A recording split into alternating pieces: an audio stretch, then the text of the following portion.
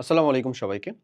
আমাদের ধারাবাহিক বিষয়ভিত্তিক কমপ্লিট ব্যাকগ্রাউন্ডের আজকে আমরা যে পর্বটা নিয়ে কথা বলব সেটা হচ্ছে ফিজিক্স। অর্থাৎ আমরা নবম-দশম শ্রেণীর বিশেষ করে যারা আমার এট লিস্ট এসএসসি ২৭-২৮ এর মানুষজন আছে তাদের জন্য অনেক বেশি উপকারী হতে চলেছে জিনিসটা। প্লাস ফার্দার যতদিন না পর্যন্ত আশা করা যায় এই চ্যাপ্টার বা সিলেবাস চেঞ্জ হবে ইনশাআল্লাহ তোমরা এখান থেকে উপকার পাবা। এই কমপ্লিট ব্যাকগ্রাউন্ডে আমরা মেইনলি একটা 80-20 ফর্মুলা তোমাদেরকে দিয়ে দিই। আমি তোমাকে জাস্ট হচ্ছে যে কিছু সিলেক্টিভ জিনিস দিব যেটা আমি বলতেছি 20 এর ভিতরে যেখান থেকে তুমি 80% মার্ক ইনশাআল্লাহ পাবা।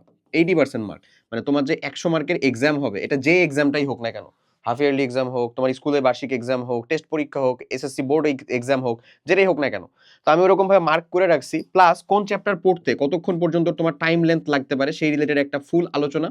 টাইম লেন্থ, হ্যাঁ, যে আসলে এই চ্যাপ্টারে কতক্ষণ পর্যন্ত সময় দেওয়া দরকার, কয়টা ক্লাস কমপ্লিট করা দরকার, এর ভিতরে কি কি টপিক আছে সেটা আরো ডিটেল ভিডিওতে যাবে। ওই ভিডিওগুলো আসবে, বাট এটা একটু পরে দেখো।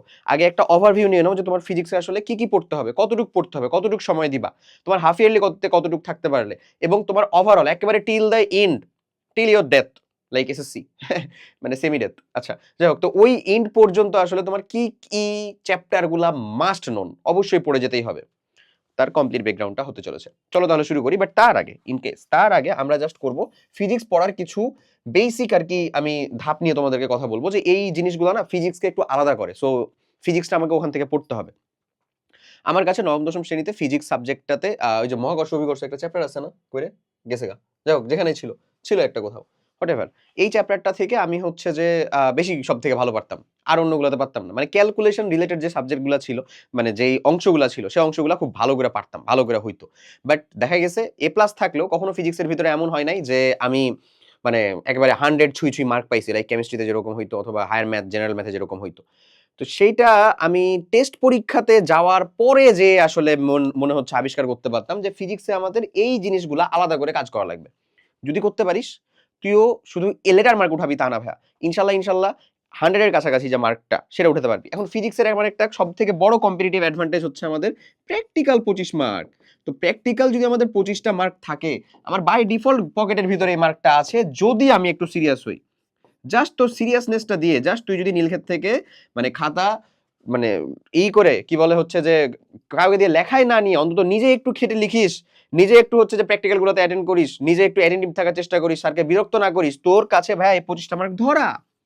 মার্ক বাকি থাকলো আর কতটুক বল, 75। 75টার ভিতরে এমসিকিউ আলাদা করে ধরা, এমসিকিউ তো আমি আলাদা করে প্রিপারেশন নিবই, প্রস্তুত মানে কি বলে যে এই যে সাবজেক্টগুলো, যে চ্যাপ্টারগুলোর কথা বলতেছি, এই চ্যাপ্টারগুলো আমাকে বেশি ইম্পর্টেন্স দিয়ে পড়তে হবে, ওটা আমি এমসিকিউ তো আলাদা করে পড়বই, বলে দিচ্ছি এখানে একটা কথা, একটা পয়েন্ট হিসেবে আমি কি করতে পারি সেখানে। আমাদের একটা বেস্ট সলিউশন হচ্ছে এসএসসি রিভিশন ম্যাটেরিয়ালস কিউএনএ প্লেক্সের। হ্যাঁ, এখানে একেবারে ডিটেইলড করে তোমার প্রত্যেকটা সাবজেক্টের প্রত্যেকটা চ্যাপ্টারের, হ্যাঁ, একেবারে মানে ফ্র্যাগমেন্ট মানে সেগমেন্ট করে দেওয়া আছে লিটারেলি। এমসিকিউ গুলা বোর্ডে আসা, এমসিকিউ গুলা তোমার জন্য গুরুত্বপূর্ণ, এমসিকিউ গুলা যেগুলো আসতে পারে, প্লাস থিওরি ওরিয়েন্টেড।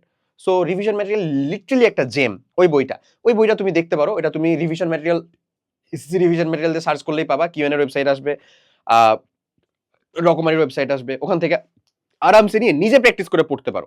আর যখন তুমি চাচ্ছ যে না ভাই আমার আসলে ক্লাস কমপ্লিট করে বুঝা দরকার, নিজে প্র্যাকটিস করবো, তো তারপরে আগে তো নিজে বুঝতে হবে ওই জিনিসটা কতটুকু পড়বো না পড়বো, সেটার জন্য তোমাকে একটা ফ্রি ব্যবস্থা আমি বলে দিই। ফ্রিতে তুমি আমাদের চ্যানেল থেকে গেলে অবশ্যই হচ্ছে যে এই যে জিনিসপাতি দেখতে পাবা, এখানে তুমি পেয়ে যাবা হচ্ছে যেমন ধরো এই যে অর্ণব ভাইয়ের 9-10 এর ফিজিক্সের তো ফুল ক্লাস তোমাকে পুরো যে 7টা ভিডিও অলরেডি দেওয়া আছে। তার মানে এখন একেবারে শুরুতে যতটুকু দরকার সবটা দেওয়া তোমার জন্য খুব গুরুত্বপূর্ণ হতে চলেছে। যারা এই ক্লাসগুলো করতেছো তারা বুঝতেছো এক্সাক্ট সেম টু সেম আমরা এরকম ভাবেই তোমাদেরকে প্রত্যেকটা চ্যাপ্টার কমপ্লিট করাই দিই till the last complete academic প্রোগ্রামে। অর্থাৎ আমাদের যে নবম দশম শ্রেণীর কমপ্লিট একাডেমিক প্রোগ্রাম আছে, একবার যুক্ত হলে তোমার 2 বছরের জন্য, অথবা যারা টেনে আসো তাদের 1 বছরের জন্য, মানে টিল ইওর এসএসসি তুমি ফুল অ্যাক্সেস থাকবা। তোমার যতগুলো সাবজেক্টের মানে পরীক্ষা হয় সবগুলার একেবারে রেকর্ডেড ক্লাস, এক টপিক ওয়াইজ ভাগ করে দেওয়া, নিজে পড়তে চাইলে তোমাকে ওখানে আর আটকানোর কেউই নাই, বুঝছো? তো অবশ্যই ওখানে তাহলে যুক্ত হয়ে যেতে পারো। যারা অলরেডি আছে তারা বলতে পারবে হ্যাঁ ওখানে কিরকম ভাবে তারা উপকৃত হচ্ছে আসলে। আচ্ছা, প্রচুর ম্যাথ প্র্যাকটিস প্রথমত লাগে হচ্ছে কনসেপ্ট বা বেসিক। এই কনসেপ্ট বা বেসিক যে চ্যাপ্টারগুলো আমি দেখায় রাখছি লিটারেলি, এগুলো খুবই জরুরি, খুবই খুবই জরুরি। এরপরেই চলে আসবে হচ্ছে কনসেপ্ট বা বেসিক। এটা না থাকলে ভাইয়া তুই কখনো ফিজিক্সের মধ্যে হুবহু ম্যাথ উঠাই দিছে, এটা more or less MCQ, SQ এবং তোমার সিকিউ এটার ভিতরে মানে আমি বলি 5 থেকে 8 মার্কের বেশি পাবি না। ইভেন এই মার্কটা পাইলেও তোর জন্য বোনাস। আমি কি বলছি বুঝছিস তো? হুবহু উঠাই দিছে। তুই বোর্ড পরীক্ষায় করছিলি, কোথাও একটা কোয়েশ্চেন স্কুলে আসছিল, এটা হুবহু উঠাই দিছে। তার মানে ফিজিক্সে এটার চান্স আছে অনেক যে একটু ডিফারেন্ট ভাবে কোয়েশ্চেনটা আসে, একটু আলাদা করে কোয়েশ্চেনটা আসে, একটু অ্যাডভান্সও পড়াশোনা করা লাগে। অ্যাডভান্স জিনিসপাতি কিন্তু আবার এখানে পাবা তুমি, ফিজিক্সেরই অ্যাডভান্স আলোচনা পাবা। এই যে 26-27 অ্যাডভান্স কোয়েশ্চেন সলভিং ক্লাসেস, এটার একটা অংশ সম্পূর্ণ তুমি এখানে ফ্রিতে পাবা। আর বাকিটুকু আমরা তোমাদের যে কমপ্লিট একাডেমিক প্রোগ্রাম সেখানে একটা ফিচার হিসেবে অ্যাড করে দিব।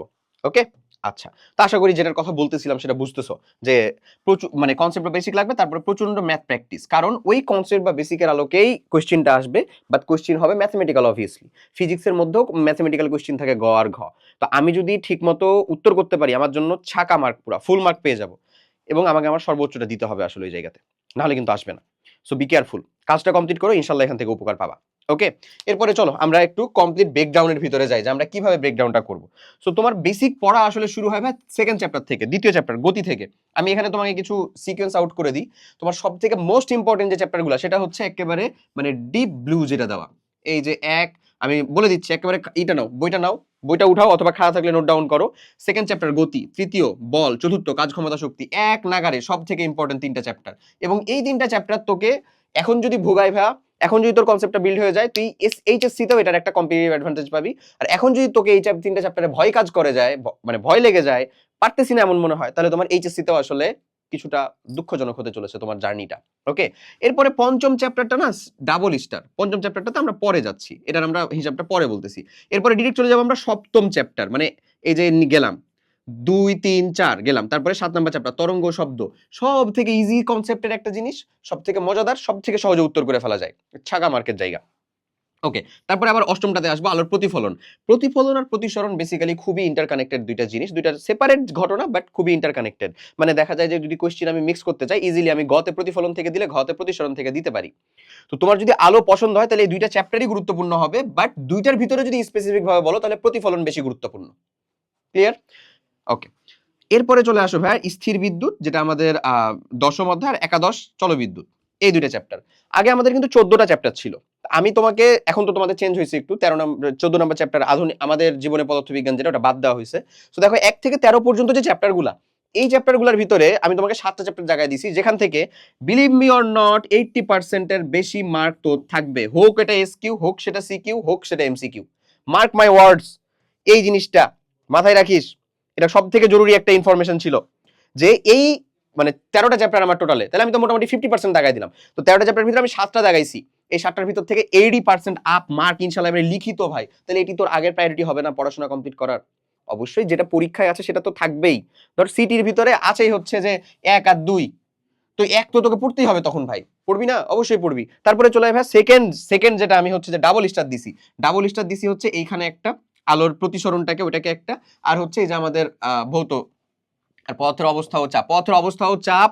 ডাবল স্টার ইম্পর্টেন্সের দিক থেকে না, এটা থেকে কোশ্চেন আসে, লিটারালি কোশ্চেন আসে। বাট জিনিসটা হচ্ছে এখানে যতটা ইফোর্ট দেওয়া লাগে সেই অনুযায়ী তুমি যে আসলে উত্তরটা সঠিক করে আসতেই পারবা এরকমটা শিওর না। দ্যাটস ওয়াই এটাকে ডাবল স্টার দিয়ে রাখছি। মানে এখানে আরো কম, আসলে সিম্পল, মানে তুমি এখানে ইফোর্ট ইনভেস্ট করবা বাট তোমার রিটার্নটা আসলে খুব কম আসে, আউটপুটটা কম আসে। হ্যাঁ, অনেকেরই এটা পছন্দের চ্যাপ্টার হতে পারে, আই এগ্রি উইথ দ্যাট, আমারও পছন্দের চ্যাপ্টার ছিল।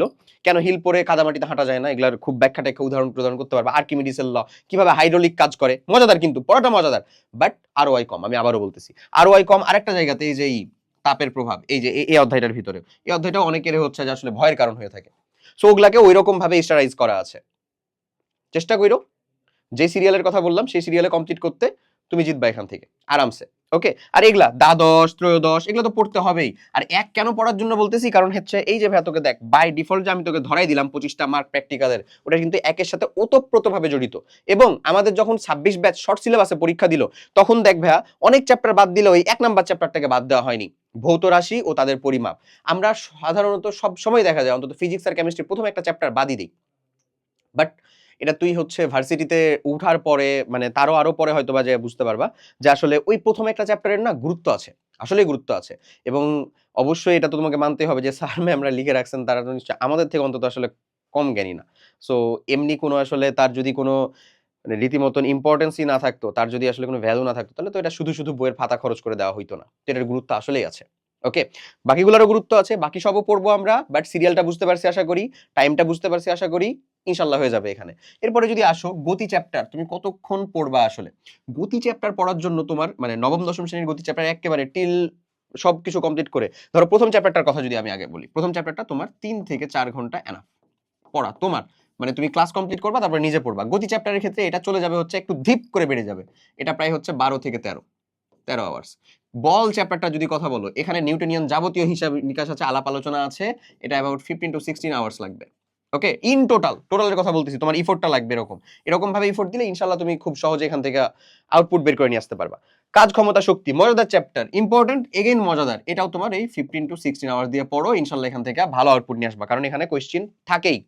সেম এখানে যদি আমি তাহলে বলি, তাহলে এটা 14 টু 15 আওয়ার্স। ওকে, যদি ষষ্ঠ অধ্যায়ের কথা বলি, ভাই এটা 16 আওয়ার প্লাস লাগে, মানে এটার কনসেপ্টগুলো অনেক ডিটেইলড মজাদার।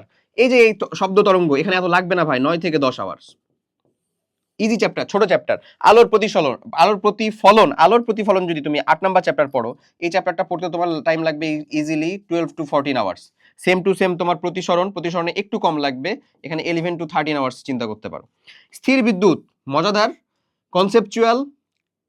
জলবিদ্যুতের থেকে অনেকের কাছে এটা একটু কঠিন লাগে বা খারাপ লাগে আসলে। তো স্থির বিদ্যুৎ পড়ার জন্য আমরা বলবো স্ট্যান্ডার্ড টাইম হচ্ছে তোমার অ্যাবাউট 14 টু 15 আওয়ার্স। জলবিদ্যুতের জন্য একটু টাইম নিয়ে পড়বা, এখান থেকে কোশ্চেন আসবে, উত্তরও করতে পারবা ইনশাল্লাহ। এটা কমপ্লিট করার জন্য তুমি পড়বা হচ্ছে এখানে 16 টু 17 আওয়ার্স ইন টোটাল। ওকে, আর যেটা তোমাদের এই যে দ্বাদশ চ্যাপ্টার বিদ্যুতের চৌম্বকীয়, এটার খুবই অল্প স্বল্প আলোচনা আছে, বাট স্টিল সলিনয়েডাল টলিনয়েডাল সম্পর্কে আলোচনা আছে, সেটা তোমার 9 টু 10 আওয়ার্স ইন টোটালে কনজিউম করবে। আর সেমিকন্ডাক্টর, তেজস্ক্রিয়তা, ইলেকট্রনিক্স, এখানেও অল্প স্বল্প কিছু ম্যাথ আছে, সো এইটুকু কমপ্লিট করতেও তোমার 9 টু 10 আওয়ার্স মতন বা তার থেকে লেস সে আসলে কি করবে, কনজিউম করবে। এই হয়ে গেল তোমার ফিজিক্সের kind of full road map. এরপরে কিন্তু এই একই সাবজেক্টগুলার এই আমি আশিকুল ইসলাম খান তোমার সামনে এসে লিটারেলি বক বক বক বক করবো যে এইটার প্রত্যেকটার কোন চ্যাপ্টার থেকে কোন কোন টপিকগুলো তোমার পড়া লাগবে, বাট সেটা তোমার আরো একটু পরে জানা দরকার, নট নাও। বাট 27 এবং 28 ব্যাচের মানুষজন অবশ্যই মাথায় রেখো, যে কিছু চ্যাপ্টার দাগায় দিলাম এই চ্যাপ্টারটা থেকে তোমার 80%-এরও বেশি মার্ক থাকবে ভাই, ইনশাল্লাহ একেবারে বলে দিলাম। ওকে, এই চ্যাপ্টারগুলোকে আরো গুরুত্ব দিয়ে পড়তে হবে, এই চ্যাপ্টারগুলোকে আগে শেষ করতে হবে।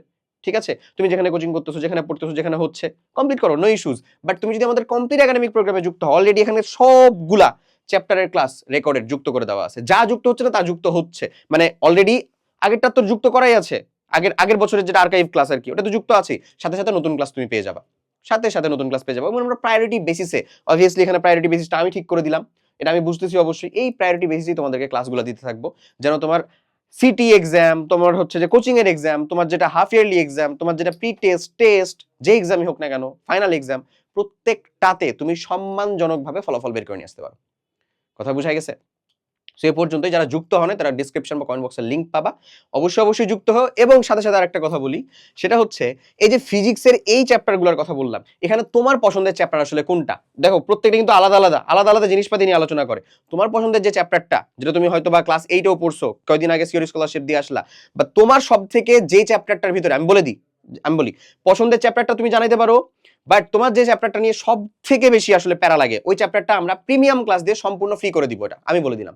সো তুমি ডেসক্রিপশন বা কমেন্ট বক্সে লিংক পাবা, ওটা থেকে আমাদের কমপ্লিট একাডেমিক প্রোগ্রামে যুক্ত হও। আর কমেন্ট করো অবশ্যই এটা, যে তোমার সব থেকে প্যারা লাগে কোন চ্যাপ্টার, আমি অপছন্দের বলবো না, কঠিন লাগে কোন চ্যাপ্টার, সেইটার ক্লাসটা একেবারে প্রিমিয়াম নিয়ে প্রয়োজনে সেখানে সিকিউ এসকিউ অ্যাড করে সেটাকে আমরা সম্পূর্ণ তোমাদের জন্য ফ্রি করে দিব। এখানে যারা ভোটে জিতবে তাদেরটাই আসলে ঠিক আছে। সো অবশ্যই এটা বইলো, আমি নিজে রেখে চেক করে তোমাদের জন্য এতটুকু কমপ্লিট করবো। সবাই ভালো থাকো, আল্লাহ হাফেজ, আসসালামু আলাইকুম।